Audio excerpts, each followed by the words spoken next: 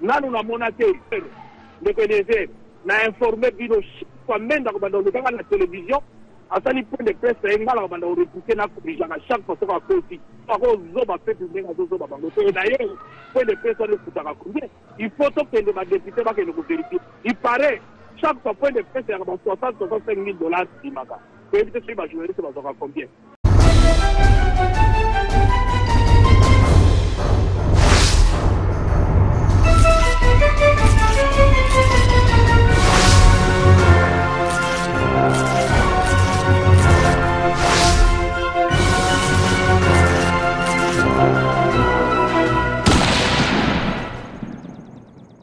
Ndeko balandi tokutani ndenge tomesana kokutana biso na bino parce que contrat to signa ezande ya kolukelaka bino ba information atako kofingama atako kobetama atako matériel ba ko bukaka epa bato mitema mabe biso tokozongelaka kosalelaka bino musala parce que ata mutu moko ta koji ko empêcher biso yango bandeko na ngai baktualité za ebele na mboka na biso G7 epai Moïse Katumbi epai makambo élection epai makambo ba province epai makambo ba loi référendaire epai tozali koyoka yango tolobi il faut kaka biso tolukela bino tobeta masolo yango na boluki na biso lelo ndenge tozali koloba boye mwana mboka Alain Mbenza oyo azali na Paris en tant que réalisateur na biso na ba Gelor Mouya certainement ba luki mwana mboka Francis Kalombo tolobi toyoka tie na radio Kapi c'est que moi mobile azana na bomoi tika to lukaye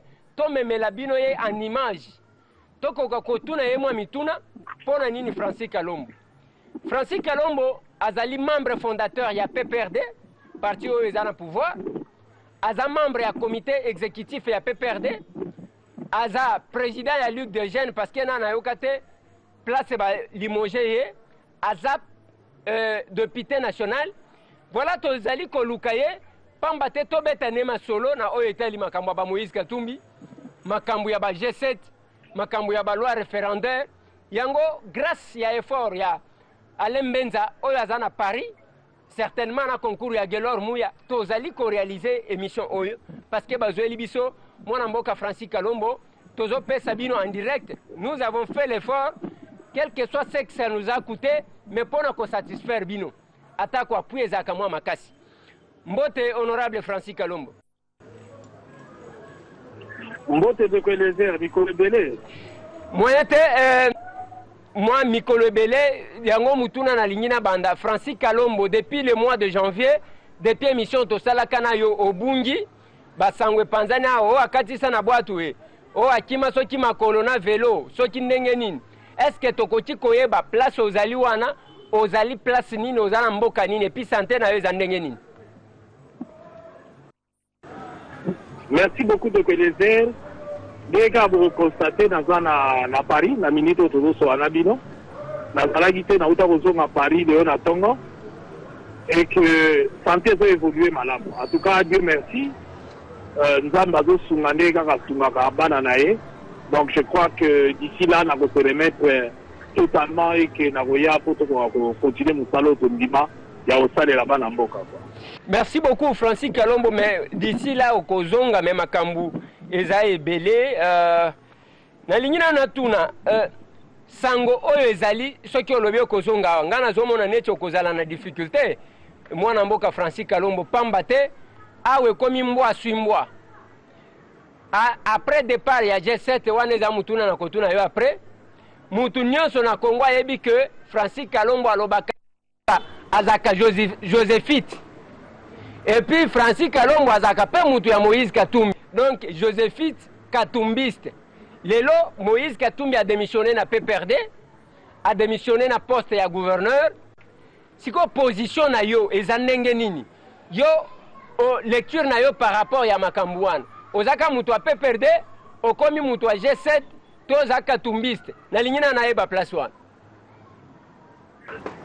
Merci beaucoup de Kwelezer ya lisolo na koloba ke kozonga mboka eza problème te na kozonga la boma mutu te na finga mutu te malgré que RTL batandanga lokola kimpuka ndenge tolobaka bafinga ngai batetanga na bakomo nyonso nazolanda wana te na mwana mboka na ndima kosala lekolo moto nyonso asalelaka ekolo basalaka kaka ndenge wana tosi tomesani ata bazosala le plus important mpo na ngai eza population ayebi oyo nasalelaka bango population ayebi oyo mpe bazosala soki bazozoba ye to bazozoba ye te population ayebi nakozonga dependeze nakokima te parce que kokima eza signe à lâcheté effectivement naza na oya donc relation na ngai na Moïse Katumbi butu nyonso ayebi on est lié aza moto vraiment banda nayeba ye tozochemine na ye lelo bambula na bambula eke na un de ses proches nakanisi ntango nalaki na badifute na maladi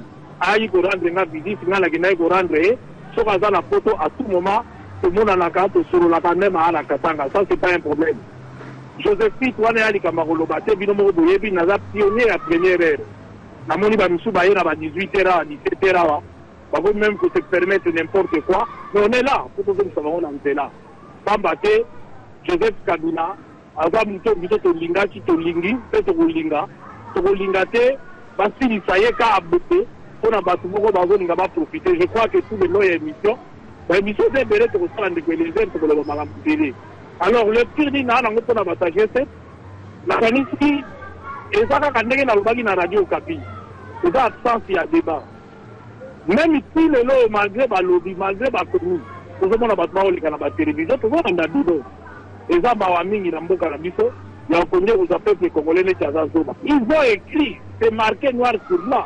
bapréoccupation na bango mais bato fo bapesa bango baréponse bazodote en couche quoi c'est-à-dire bazorépondre na baquestion na bango te bazorépondre na bapréoccupation na bango te baréponse oyo tozoyoka eza nango mpe na face moko te puisque bazorépondre pe te or bapose baproblème oyo ezali réel, normal, et puis nous avons constaté que c'est un débat. Le désert, prophète de Moko Balobara na Afrique,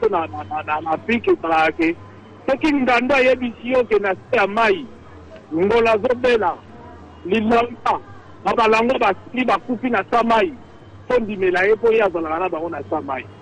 Dans la même émission, au Salaki, la ministre Lambert Bende, oui, à Zolobake, chef de l'État a tiré la participer à la réunion mon côté.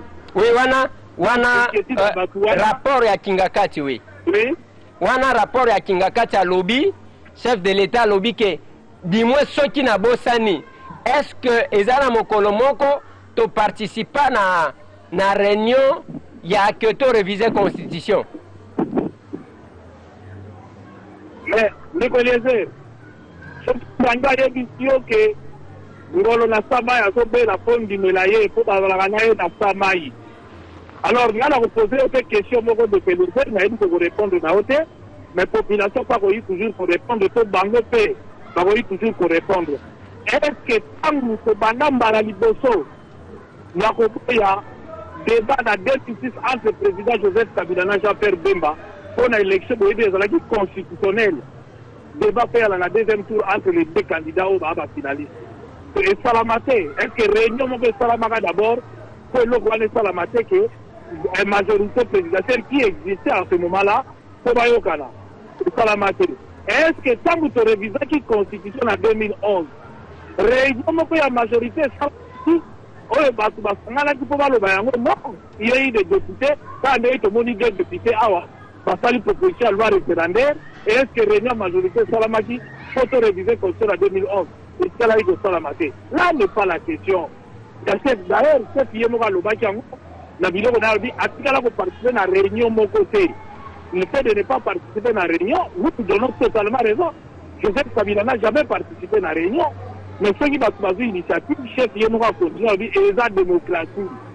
Donc, Batoumagoyi ko penser, Batoumagoyi ko sala, libre la Batou, Basala, proposition Balingo ko sala. Donc, personnellement, n'a pas eu de dans la polémique. Na makambo wana te tango makambo wana nyonso esalamaka ya koluka ko réviser réunion esalamate lelo bazo sanctionner G7 mais apa kike mulumba yaki atamboli na pota lobi Kabila deville totondi yo nanu te tozala na yo kaka santa tomotombele est-ce qu'il y a une réunion ya majorité pour le bayango na ndimi biso te tokolakisa oyo toligi oyo tozo défendre ya Kabila ezala kinke ezala mende balingi Kabila mon côté parce que Moutabaka, makambu ya kolobake, 2016, il y aura remise des reprises civilisées des amis Lambert Mende. Alors, il y a des solutions qui ne sont pas nous tous à Kourosalake. Tu as aidé le chef de l'État à faire la Moussala, son intérêt à Congo, à Kendo. Les mêmes personnes à la Kinke et à la Lambert Mende. Pas là, le ministre Mobutu. La bonne histoire à Congo, puisque dans la taille de yo de PDC, vous allez étudier en anglais, vous allez étudier en anglais. Vous avez du cours ou à la malade. Et là, babanaïga santa tomotombele bayembelaki Mobutu santa tomotombele kaka bango bato ya liboso bazwa avion Mobutu nana longoki mabete ya Kongo te bazwa Brazzaville basuma bamemi ye Mobutu me batombelaka insanta ndenge bakoki koyembela Kabila ndenge balingi baembwire leta na erreur po tokoka kokende na majorité nyonso balingi baembwire yango na erreur de manière à ce que mboka ekende na liwa balingi nde Kongo te balingaka mpe bakongole te kaka bango wana bazwekaka Kabila minduki faut pas bobosana la même mende alaki na RCD ese basila mati na bango na nzete te na mpambu te baboma bato balaka na RCD na kike na bazalaka na RCD contre Kabila basalisa minduki na ye mikolo bolandaki na internet interview ya Kinto Mulumba ntango Kabila komaki président ndenge oyo adeklaraka entre wana na lelo balingi pete bazoya nde kosevange bamobu te nyonso wana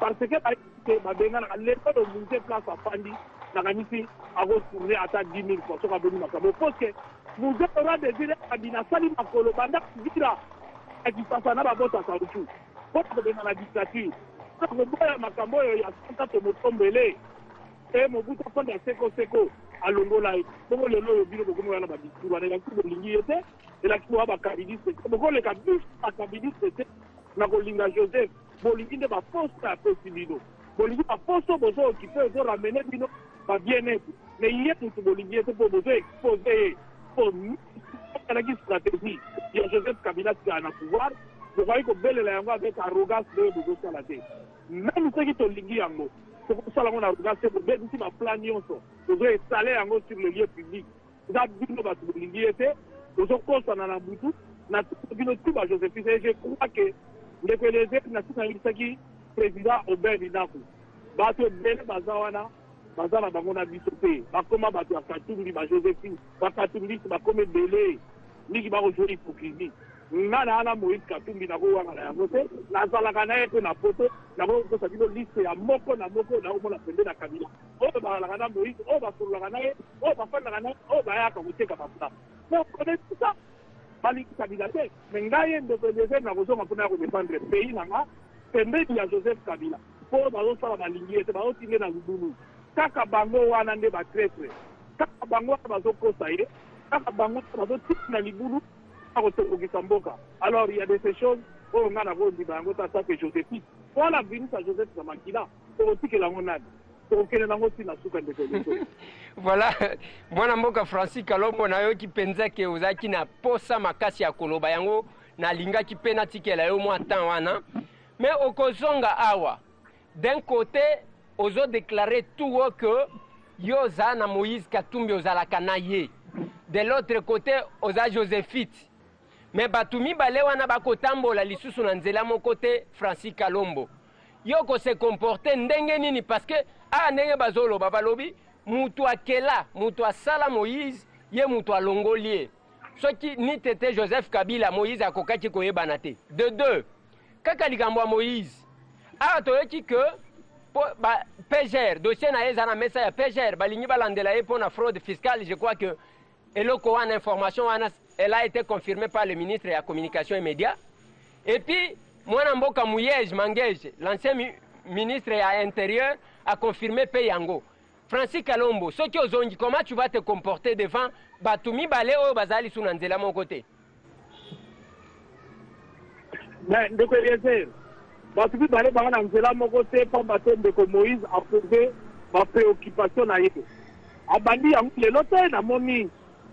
Jean-Marie Kassamba bazwi na télé 50 partout na ba-MPNC à chaîne interview basalaka na Moïse mais Moïse abandaki kodénoncer ntango azoreproche Kamere mais abandi kodénoncer en étant dans la maison chef de la majorité et d'ailleurs Lambert Mende l'a confirmé ya koloba ke ça fait 2 ans que Moïse abanda déjà pour respecter donc quelque part c'est un monsieur très honnête il a commencé dans la maison. Mais Ngaï, tant que vous bénissez au soir en janvier, nous avons un premier fondeur. J'ai fait ma estime. Mais la femme qui m'a monté, la lobati, la bandit que le banda à Congo, quand on bandit du Cambodge révision, la pétition Claude Machala, à l'indaki que Tambu Salabaki va rebamber ma banque sur la pétition. C'est une histoire. Donc, bandit que vous avez vu, vous avez un naf, Joseph Kabila, na Lungi Joseph Kabila a changé ma kambu alanda oyo batate o basoko sayete na tio preuve la semaine de azalo nanu na mona butalo tutalo kola yete nanu na mona te de connaître na informé bino kwa menda ko bando dans la télévision asali point de presse ngala bando réputé na kubija na chaque fois ko kosi ko zoba pe ndenga zoba bango te d'ailleurs point de presse le futaka combien il faut que les députés va que nous vérifier il paraît chaque point de presse il y a 65 000 $. Peut-être que les journalistes vont combien. Mais il semblerait, au conditionnel, on doit vérifier en tant qu'autorité budgétaire, il faut vérifier en tant que député, que les autres. Même l'hôpital à Ezawati, d'abord, on parle de la ville vérifiée, tout le monde place la tour de la radio. Si Joseph Kabila, bon, ça n'a fait que Moïse Katumbi a été gouverneur pendant 8 ans. Et Moïse Katumbi détient par devers lui des dossiers. Non,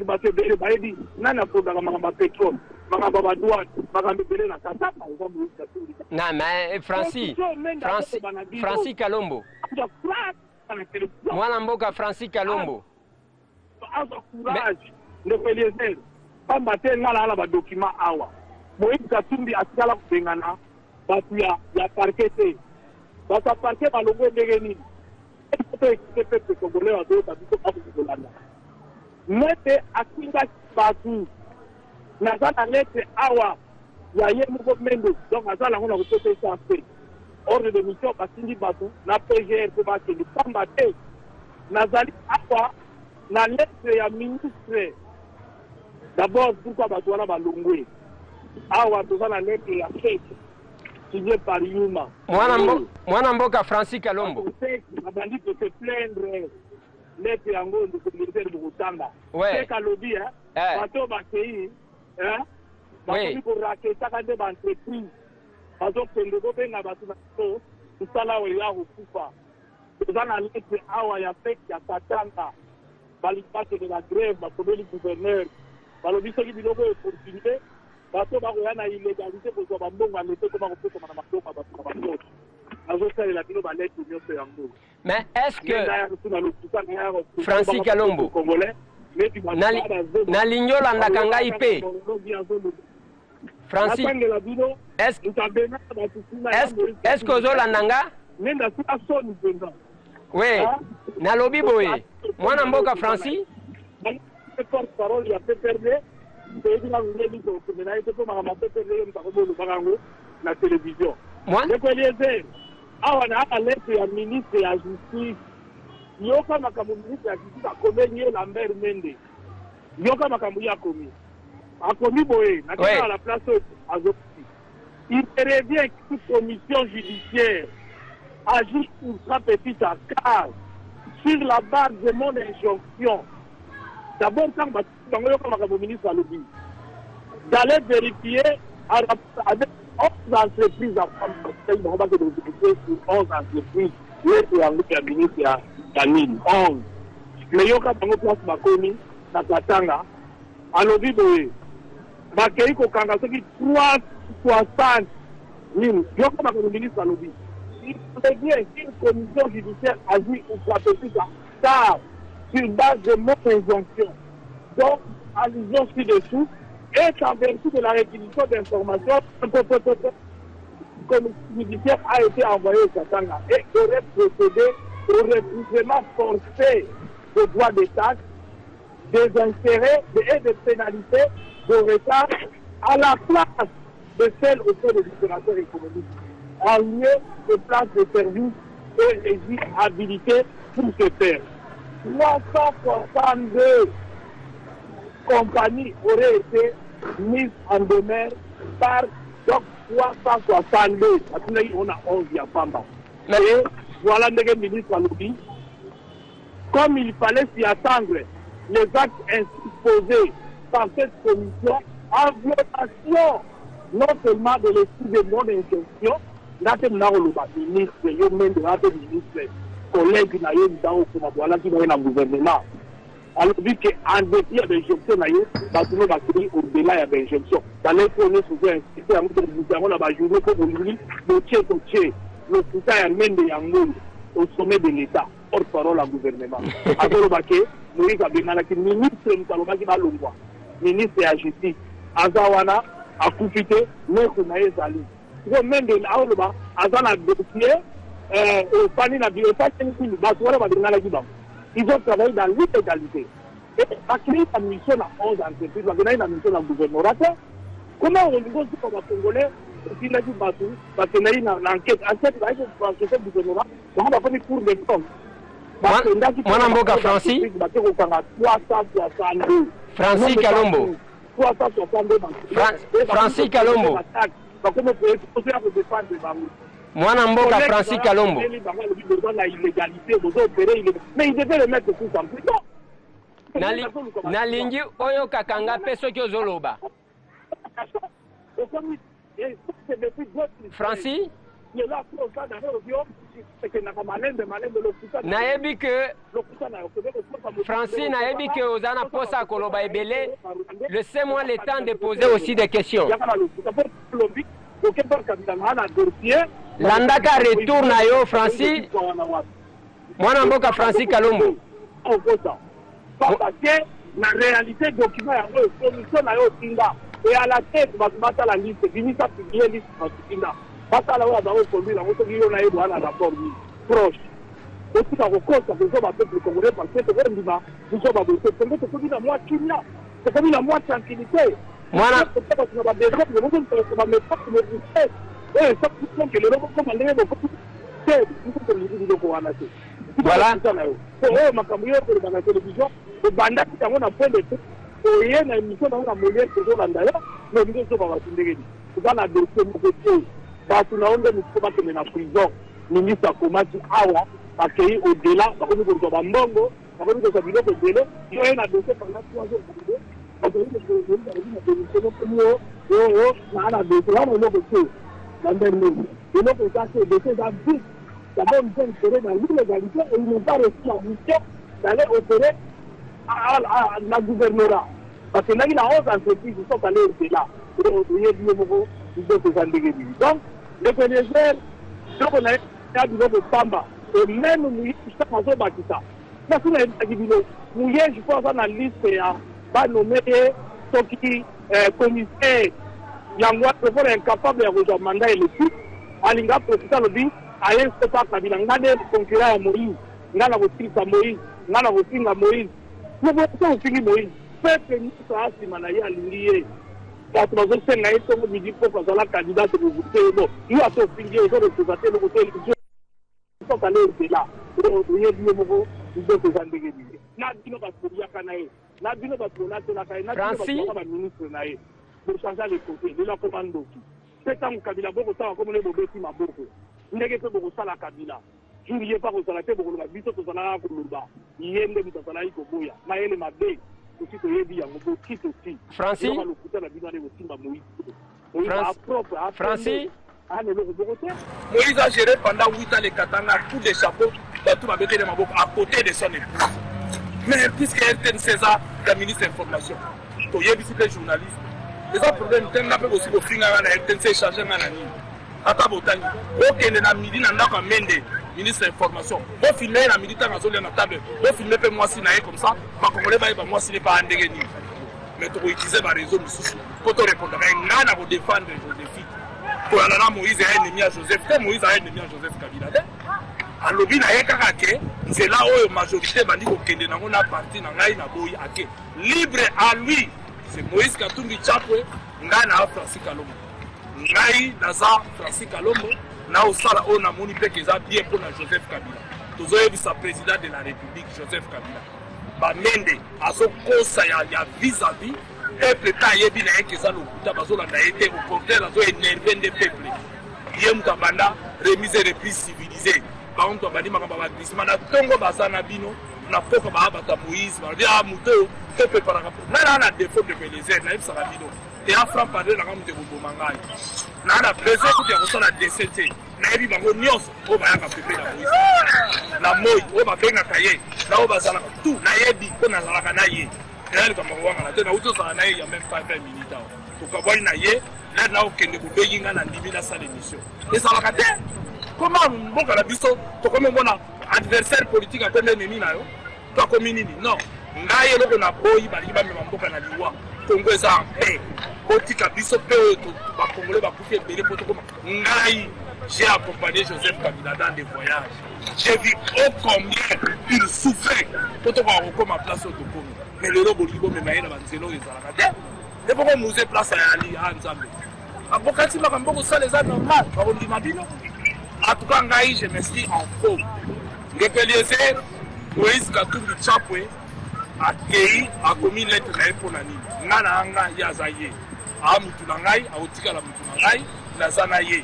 Combat la biso lelo ya ba Congolais nyonso na kosenga na bango ezali ke bato tout bango linga ba envie Kabila na erreur olanda bango te pour le roi Kinke même alobi Kabila désir mais Kinke Mulumba même propre parti politique na yemoko alingi bango te te ndela kolinga Congo na ba Congolais yemoko Kinke aki na parti suppléant na ye mwana na ye a remplacer na parlement na parti politique na ye alongo ya tie mwasi na ye bon siko bozo sala ka famille ba parti na ye ko na bukate quand nous avons dit que les Congolais au départ déjà il y a la famille, la bande.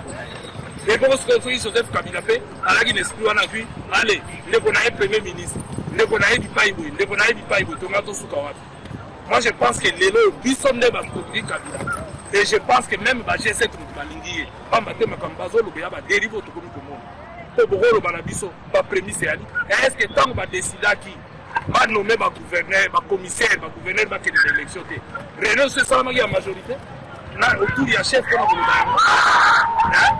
il y a même d'après sa mission Mukolo, réunion majorité, ça va qu'il y ait un parti politique pour que nous colobaquer. Pendant les lots, ma gouverneur va recevoir la nomination et vote va qu'il y ait la nomination. Mais quand on va Congolais, le problème est sali à l'interne au niveau de la majorité. Il n'y a pas de débat, il n'y a pas de dialogue et il faudrait que ma Fongola dialogue de manière à ce que nous ne faisons pas union sur nos monos aussi là. Pambake, Bakamu fait pas pour la négative fait pas. Congo qui est là beaucoup favorité, tu as dit musica. Comment tu as dit zonga sous Sima? Dans la bataille, mais je vais vous dire une chose. Il y a un ancien président américain, Alobabou, qui peut arriver à un peuple de réélire les mêmes personnes qu'il a chassé l'autre fois. Hein? Hamilton, c'est ça son nom. Et ceux qui t'ont à réélire, à Zombeli, même Makambo et Salaki avant, cette fois-là, ils vont le prendre. Et ça, c'est ce que lui a dit. Gaï, la côté de la malgré la santé, mais la côté est fort. Franchement, il faut tout le monde. Il faut tout le monde. Bako me mabiso na dérive. Que pour les inda mabiso tout on va victime. Ils sont mieux sur on va victime. Francis Kalombo. Oui, donc oui, na sengi boye na zo senga na lembenza atela kayo retour pour que tangu ngape na zo tuna mituna oyo kaka. Awa on ramassait presque makamunyo surtout. Je crois mwana mboka Lambert Menda lobaki que justice ekotala makambu ya Moïse Katumbi. Soki azana raison, soki ayiba te biloko à l'état bakotika ye, mais soki ayiba eko rattraper ye. Na lingi répondre wana comme ça tolobela quand même makambu ya ba démission ba malumalu na makambu ya loi référendaire o tolobi mais entre temps na ko senga mwana mboka Alembenza a permettre yo pour que ozo ka retour ya ketangu tozo kata yo maloba o kakabiso parce que apparemment ozo kabiso te tangu tozo lukato poser yo question. Merci de réaliser dans satellite, des fois, ils ont un plutôt, ils ont un retard. Effectivement, ils ont raison. Mais pour les Cambouana, ils ont assuré le peuple congolais, surtout de partout. Il y a beaucoup de téléphones, il y a Bouma, il y a Yakoma, il y a Lumbu, Nadima, Namandou, partout. Ils ont réclamé Moïse, les amis de Moïse, ils sont partout dans la photo, qui n'a Congo, qui n'a pas Kassongo. Alors, ils ont un la bino, ils ont raqué. Il y a Moïse Katumbi aza tranquille. Alia Mbongo Mokote. Même salaire naïe. Va faire des missions en tant que gouverneur. Et Zalagi au Kenya compte pour y a ONG 700 handicapés. C'est connu de tous. atoki bauniversité na Katanga na bafre na ye namoni elobangaka azali tranquille azali en paix yango na réclamaki table ronde tokoinclure mpe mbongo ya point de presse nyonso oyo mende azwaka chaque fois soki asali point de presse ekendaka wana parce que point de presse ya suka eza makambo etalaki gouvernement te pamba te ya makambo etali PPRD Moïse a démissionné na PPRD coup de chapeau na Mova Sakani. Quelle sagesse de ne pas entrer dans ce genre de polémique. Donc moi je pense que il y a un quota la moitié après de presse sur Moïse Katumbi. Donc Moïse a maboko pembe aza inquiété makamwa etaliété ayibate aza tranquille azo banga tete azo zelaka kabaya na dossier mais na lié zone de PDG pardon dossier eza nango te dossier eza vide pambate dossier eza vide pambate na réalité dossier eza vide mpona nini dossier eza vide parce que commission wana ministre nde moto alobaki bazonga bakotravaye na illégalité lettre yango oyo sikoyo sur base ya biloko ya illégalité bokende kokanga nango motu kofabrike ministre asi alobaki epuis bakendeki to bakontrole bagrupie ye nayebi te soki eza na ndoto asalela yango na ndoto na ye aya kokanga Moïse na ndoto na ye to akomande na ndoto na ye to afabrike biloko na ndoto na ye d'ailleurs toza po tofongola Joseph Kabila miso ye mende lokola belele yango na télévision balette yango oyo biso tokopublie yango na bajournaux ebobosana te ke Moïse Katumbi toza mpe aa mpe na badossier ya bato na bato omoni kaka ke oyo bokolo balobi donc eloko eza wana te asengi table ronde basala table ronde bongo totala bango bakoloba nini oyo akoloba nini. Francis nalingi nayeba Moïse yango ozolobela ozodefendre lelo est-ce que et solo as un candidat président de la République et n'est donc Moïse déjà Tungwa Koumanza lobby que a proposé na bande konaye à G7 pour que Moïse Katumbi a la candidat président na bango ya solo to lokuta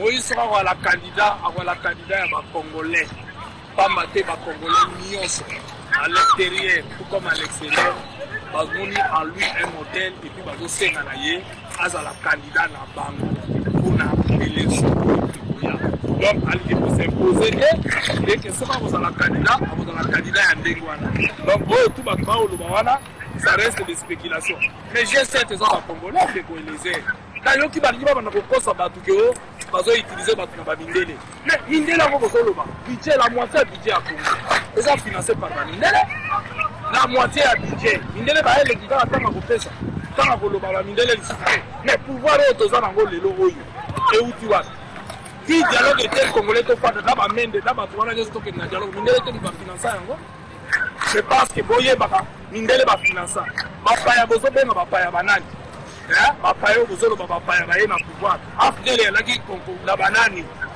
touti wapi kukolaka ere moko réalité lelo oyo ba G7 baza ba congolais baza baeli baza na mandat badeside bakomi lettre bango moko bokotoloba oyo bapaya likama mopaya ye kosala nini kobanda na exception na bafilme o Moïse Tshombe o sécession nani asengi sécession bango na lettre na bango baza clair likambo mopaya eza te likambo eza oyo ezali likambo ke borépondre na makambo oyo balobi. Francis Kalombo na lobi boye G7 olobi baza ba congolais mais balobi Moïse Katumbi n'a rien de congolais. C'est un juif, un zambien, azana mwasi soki rwandaise, soki burundaise ndenge bazoloba. Il n'a rien de congolais. Mutuna wana pe ko répondre ndenge nini. Mais nalobi et c'est ça ba question beaucoup yo. Ya kutina tena. Na ibisa kibino ye mutazolo baka na RTNC aketana ministre titele na yala kise mwasi na yazani. Est-ce que ye kubala mupaya bolingo komi na makabu ya ko gérer mboka. Mais mwasi na ye wana za pembe na Moïse bana avant même n'andega comme gouverneur car la Karine wana bien gérer kataka kitoko ndenge momuntu wala à côté ya mwasi na ye quel rapport bolingo même biso na nzela nini ikomi makambo ya haine eza na ti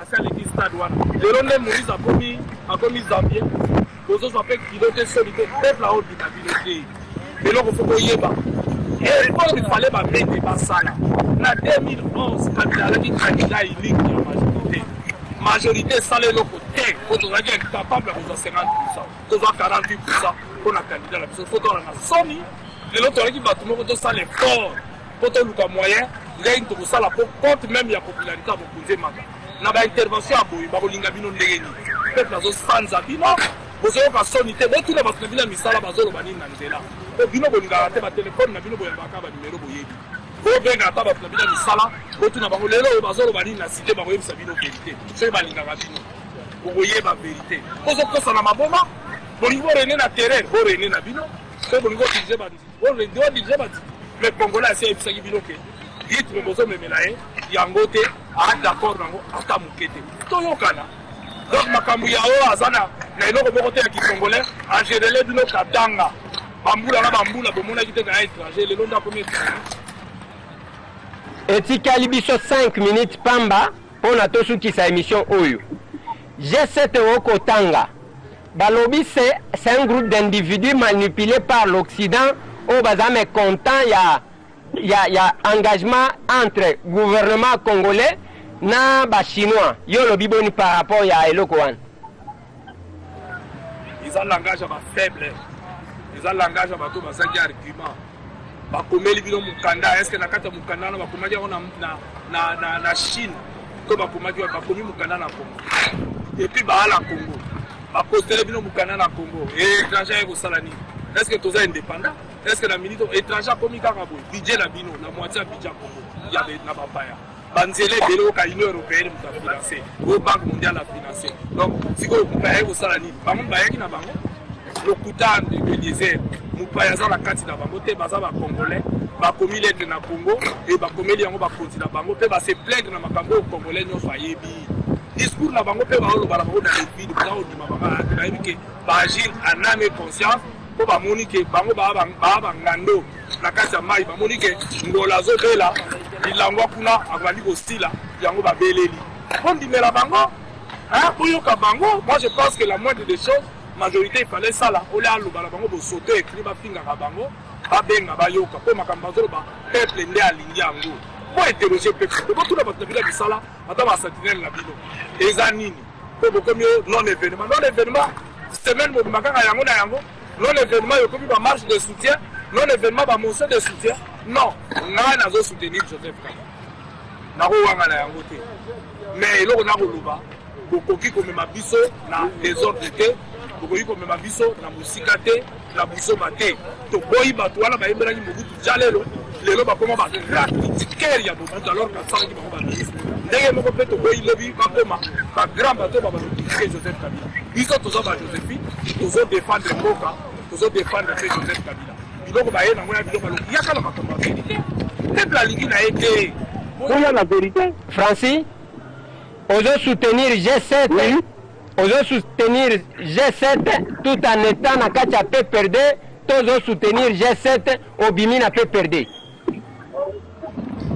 Ekweleze ngai naza congolais naza na mandat naza élu na un des membres fondateurs ya PPRD na o défendre Joseph Kabila bato wana baye na baesprit mabe est-ce que na lettre ya G7 eloko nini ya mabe bakomi kuna po lelo nga na se mettre na bana kokondane yango namoni eloko mabe te et puis mingi baza bahypocrite na sina yebisa yango président na baober bahypocrite batondi soki bosakali nanga bana bali kobusa baliste siko na ape kapaba yakolakisa bazokosa na bapreuve na baelema nyonso baa bahypocrite président de la république beaucoup bao bazoloba na wana bakoloba wana baa bahypocrite baza na bango batakatu bango tu baya wana bazokosa na liboma ndenge les eza mangungu eza manque argument G7 asa c'était asatana te G7 a posé ma problème réel pour traiter ma problème moi c'est moi ma frère démocrate c'est moi ma frère batkoninga débat pour débattre na bango bon pour ça ndenge tokelele argument est-ce que aussi mon argument valable pendant G7 a commis mukanda oeza pour contredire bango que makambo loza lokuta il y a aucun argument valable puisque argument valable ya ma pas se retrouver tout une table ngai na membre la G7 de Belize na membre la G7 nazo analyser makambo bakomi nazo analyser est-ce que bato bazo défendre pe Joseph Kabila lelo bazo défendre malamu ma hypocrite pona pokwa bango batali boso depuis Joseph Kabila président a vérifié mingi basi ba suivi ba visa ba tini bana bango na libanda ko ba sécurité là ba disons molana tout ça qui dit ba et moi je suis fier Francis etikali biso 2 minutes dans 2 minutes wana na linyo sala moi effort ya ko répondre na deux questions nga na zanango lelo toza na actualité mususu na mboka tozolobela makambo ya élection Moïse a kozala candidat a kozala te tout ça mais l'abbé président ya Seni l'abbé Apollinaire Malumalu a uti ko démissionner ndenge yozo monela makambo na ndenge Senyango azo tatone na ba calendrier na ye na ba démission oyo ebandi. Est-ce que c'est possible que les élections soient organisées dans les délais? Mais là, on a cité le professeur Arthur Zaïd Ngouba. La volonté des hommes peut toujours et encore changer les cours des choses. Ceux qui volonté aller au Salama. Yebisanga. En élection à gouverneur, il y a Équateur et Salama tant qu'on y a la. Est-ce que Zali pour Mbong Zamaki, Topo CNI président de la Mazalagi dans Zalagi? Ceux qui ont l'ingité élection Salama et Salama. Donc, vous avez ça la réalité, réalité zawana. Banda tozoka échec na ba Congo. Banda tozoka échec na province orientale. Et que na Kasai to boka ke bon, to mona ki c'est organiser l'élection. On est que majorité est là en face. Pourquoi tozoka ba échec oyo? To sala nini poto tika la majorité peuple linga biso non, to continue ko finga rabato. To continue à attaquer Rabato, to continue à vivre comme ceci. Non, il y a un côté pour aider le président de la République. Même pour Kanga, même pour fabriquer Babilo, il y a un côté qui ça. Boka. Dans le but que vous soyez salé ma Kanga été, mais il faut réellement à la mabé. Médias peut bon libérer les médias, surtout RTNC. Donc, moi je pense que les aides avec Malumalu a démissionné, peut-être n'a évité motif, mais quand vous ne pouvez pas claquer à Moni, à aucun ennemi. Calendrier au Boumisate. Et là, on peut salater. Bon, il y a taillé au Mokoto, pas dit, vous êtes là, vous êtes là, vous êtes là. Vous êtes là, Tiwa. Peuple pas au Monaké. Donc, moi, je pense qu'il y a inquiétude, il y a matière, il y a réflexion pour la majorité. Et la majorité ne peut pas se substituer à l'État. L'État congolais existe.